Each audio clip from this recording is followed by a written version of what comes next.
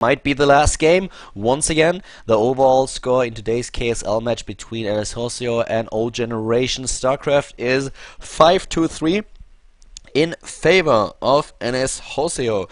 So SuperNova has his work cut out for him. He not only has to defeat Sage, but also two additional players from NSH if oGs wants to win today's clan war. He is the last man standing, and obviously they changed the colors, so I have to adjust the overlay once again, and now we're fine. At the bottom of Metropolis, the Terran player for Team oGs starts in the red colors. He is oGs SuperNova, and to his right we have his opponent, the Protoss player from NSH. It is Sage starting in the red, and yep, we saw this map already once today, and we had oGs the STC play against San. San was not quite up for the challenge, as he did not he wasn't able to take down his opponent with a 6-gate attack that he tried on 2 bases, and the probe at least snuck into the main base of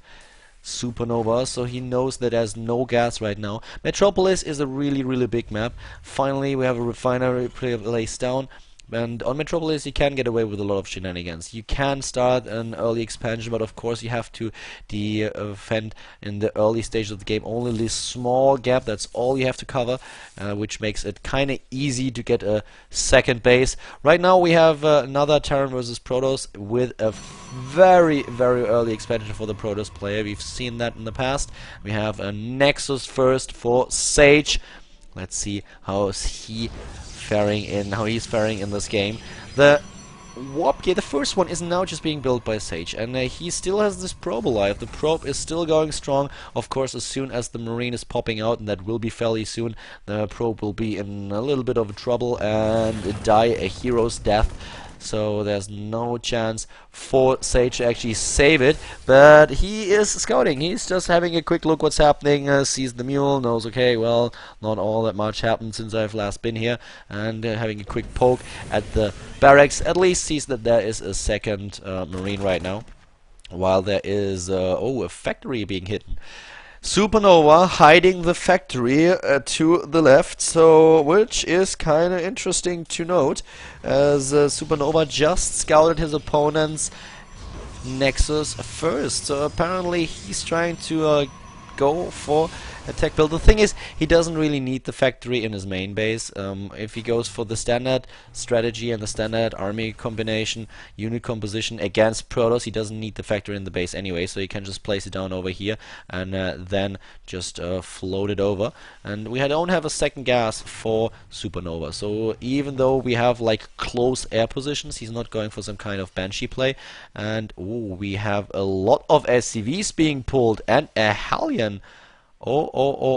Sage, are you up to the challenge? The second gateway is not done just yet. The Stalker is getting chrono boosted, but this is one sick all-in. He's going for a ton of SCVs. He's building. He's not even all-in. That's the that's the sad part about it. It's Terran. I'm sorry, my bad. It's not an all-in. It's Terran.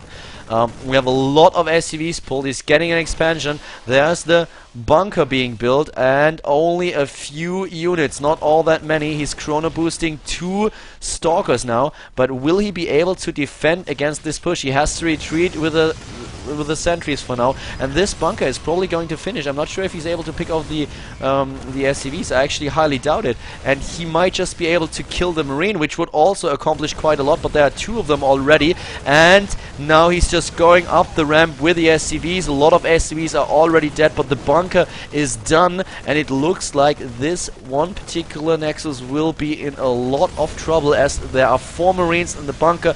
There's the there's even the second base for SuperNova. He is just relying on units that cost minerals right now. He is not really harvesting gas, and we have 32 against 37 supply. SuperNova is looking pretty strong right now. He is looking so strong, and he is putting more and more pressure onto this Nexus. SuperNova is punishing Sage for the greedy play with the Nexus first, and here they are, the Stalkers, trying to save the Nexus. They might actually be able to do it, but not if Sage macros like this. He has a huge problem with his stalkers, and he needs to try to sneak a little bit to the side. Might be able to pick off the Hellion. Yes, he is, but oh my god, it looks horrible for... Yes, that Nexus will die. The Nexus dies, the bunker does too, but... well, the damage is done. SuperNova is down to 26 supply. He still has 20 harvesters to 28. And this is going to be quite the interesting game. Because, well... do we have the second orbital already? Yes, we do. So let's have a quick look at the income as soon as those SCVs arrive and start mining, so that we have a valid comparison. There's the second mule coming down. Wow, double expansion. What the fuck? Sage is going for double Nexus. The income in favor of SuperNova, even though he's quite behind in regards to his harvester count, thanks to the mules. 41 supply for Sage, and he is just now trying to get aggressive. Double Nexus for Sage. He knows fully well that he has to play a little bit greedy right now, that he's probably behind, and therefore he thinks his only chance isn't just getting a second Nexus. And this might work, because I'm not quite sure if SuperNova actually expects his opponent to be that greedy. That's something that you usually don't see every day. There are a lot of gates being placed down, and he has another one. Well, he has the Twilight Council in the back. This is going to develop into a very nice game, ladies and gentlemen. 46 to 46 supply. We have the rocks are about to be annihilated. SuperNova has no idea about what's happening in the back of his base. How many SCVs are there? 31, 32. He's already ahead when he comes down to his SCV count. He has those mules as well. But now with the Nexus about to finish, the second one is done, and he has the third one. Does SuperNova really give him the time that he needs in order to get a superior economy? That is the main question now. He's adding more and more gateways. He's focusing on a gateway heavy army now. But the upgrades for Sage, they are done. And he's going for the Dark Shrine. He's trying to be a little bit... well, he's going for 2 bases and he's going for a Dark Shrine. If that's going to work, I'm not quite sure. If he's able to sneak some units into his opponent's main, then he might get something out of it, but if not, then he invested a lot into the DTs. On the other hand, he obviously can force a lot of scans and might be able to delay incoming pushes long enough so that he can capitalize on those 2 bases. And wow, we don't have a scan for SuperNova just yet. SuperNova knows of only 1 base, and he might actually assume that his opponent is only trying to get this natural up again. Who would actually expect Sage to go for 3 bases?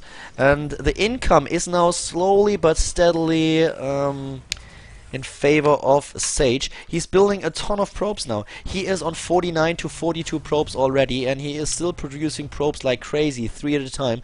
The Dark Shrine is about to be done, and the pylon just in time, so he'll be able to warp in to get some units. But look at the missile turrets. The missile turrets are in position, and this double drop, it will do a lot of damage. But yeah, well, we already have a nice force in place to deal with the incoming drop play. This is a really interesting game, ladies and gentlemen. The early pressure from SuperNova in order to counter Sage's Nexus first. He's able to kill the 1 Nexus, but now he's building 2, and they are basically tied. Yes, needs to retreat just a tiny little bit, and more gates, even more gates. How many gates does he actually have? This is 8 gates. This will put him to 8 gates. How many harvesters do we have? We have 59 to 49, a huge lead in harvesters for Sage. Overall supply he's leading as well. He needs forges in order to be able to get upgrades, because his opponent is already on +1 attack upgrade. And there's a scan being forced. The DT is dead. Blink is being researched now. We have Combat Shield finished, Stim is done, and Concussive Shell. That's those DTs are doing a little bit of damage, and this is exactly what he needs. He just needs to delay his opponent. He doesn't need to kill him right now. He just needs to make sure that he's able to delay him a little bit, so he gets enough time in order to capitalize on his economy that he has now. But don't forget, we have another drop, and this drop ship might prove trouble. Might prove to be trouble for this 3rd base. A lot of energy on this 3rd, and he's not chrono boosting his upgrades, right? So I actually have to say that with all that energy banked up, he should definitely go for a lot of Chrono Boosts, which he doesn't do right now at all. Another Dark Templar dies, and he scouts the expansion. He knows about the expansion, and now it's like, this is like one of those fuck my life moments when he just realizes that his opponent might not be as far behind as he thought up to this point. So the Medivac gets cleared out, 2 of the Stalkers die at the same time, another drop in the main base, a lot of warp-ins, but is SuperNova taking down Sage right now? A lot of these units are dying, but the Zealots at the front are going strong. 3 Medivacs dropped into the base, they are cleared, and SuperNova is dropping in supply like crazy. The rest of the Marauders is just walking right into the Zealot trap, and is blinked on. Oh, blink, blink, blink, blink, blink! And guys, seriously, if he would have just used that fucking energy on his Nexus for 1 Chrono Boost, 1 additional Chrono Boost, he would have killed all those 3 units. He's able to blink after them, but now his Stalkers are getting killed. So a small blunder by Sage, not using a Chrono Boost, actually results in him losing a lot of Stalkers. So that's a huge problem. Should have been a little bit more careful about it, and then he would have been in a very good position to take this one down. But still, he has the lead now. He has the lead. He still doesn't have a Forge, something that I don't like at all, but he's getting the charge upgrade, Chrono boosting it. And we have the 3rd base for Sage. His opponent is just now getting his 3rd base. And wow, 7 High Templars being warped in while a 4th is being built. If Sage is now also getting the double the double Forge, finally there it is. Oh my god, I'm a fan. He's going for 1 Forge. Where's the 2nd Forge, baby? Come on, come on. Give me the 2nd Forge. You know you want it. No, apparently he doesn't. So 1 Forge, that's not enough. That's the 2nd Forge. There is the 2nd Forge, and what a drop! This is an absolutely drop of doom. But well, it's already being anticipated. And SuperNova is like, what? Templars? No, thank you very much. I don't want to get feedback. See you later, alligator. I'm leaving. I'm out of here. Ghosts are being added now for SuperNova. And mind you, this game is not over. With 131 supply, SuperNova is not looking all too shabby, even though Sage is now ahead. Which is a miracle in my opinion. Which is really, really awesome. And I have to give it to Sage. This is quite an incredible play by him. That he is able to pull off those 2 additional bases after SuperNova killed his Nexus. SuperNova lost a bunch of workers in that attempt to take the Nexus down. But still, with the 2nd orbital, he was still in a very good position. And had the lead when it came down to his income. Oh, the DT. 1 hit point left. That's all there is. Trying to sneak in there and taking down at least 1 or 2 units. Yeah, well, at least 1 kill. And there will be a drop in a few seconds. Ah, there they are. Where is it? There's the dropship, but Sage is getting aggressive now. Sage is getting aggressive, getting upgrades as well. +1/+1, 9 High Templars. There's the drop play, and at the same time, oh, this is a huge army. Army supply 118 against 105, and this attack should be able to deal with the Planetary Fortress. Yep, that Planetary is going to die. Where are the High Templars? There they are.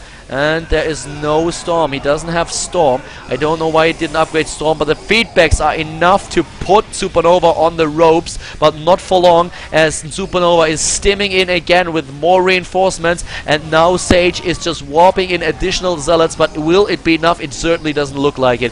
He forgot Storm. Sage forgot to research Storm, and he didn't realize it. Neither did I, until he was engaged in the fight with Storm. This battle would have looked completely different, but without the Storm upgrade, he was just in a world of pain. He engaged his opponent, was thinking that with the position he had, he would be able to storm the shit out of him, but without Storm, there was nothing he could do, and now the momentum is in favor of SuperNova, and he is trying to carry it into his opponent's base. He is trying to attack while he can. Storm not done just yet. We have double robotics for the Immortals, but is it too late? It might be. It might well be. Storm is still not done, and now the Immortals are gone. He has to pull the probes. Feedback is going off everywhere. He's feedbacking like crazy, but look at all the probes that are dying. More and more zealots are being warped in. Will it be enough to hold off SuperNova? It doesn't look like it. Will SuperNova take down Sage as well? Sage is down to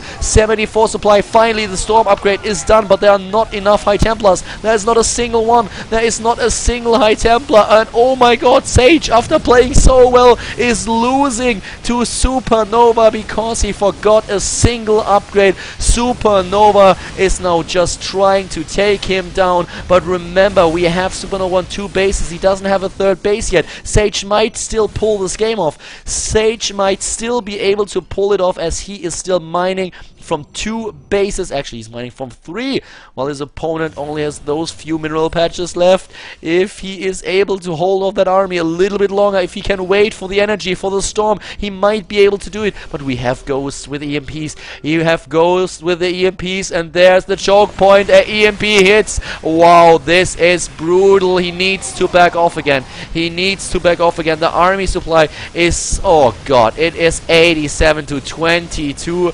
And even though all the medivacs don't have energy, thanks to the feedbacks, there is just an endless stream of reinforcements walking towards the place of the Protoss player. And now Sage is losing building after building, pylon after pylon, production building after production building. It looks really grim for Sage now. He played such a good game, but one upgrade that he failed to research turned the tables. And now we have SuperNova in commandingly taking on his opponent's expansion. 140 supply against 76. And there's another final attack by Sage. He's trying the best he can. He's using his probes everywhere, but the entire army of Sage gets obliterated. 26 supply, 22, 18. The GG ends the game in favor of SuperNova, and the Terran does it again. NSH against oGs 4-5.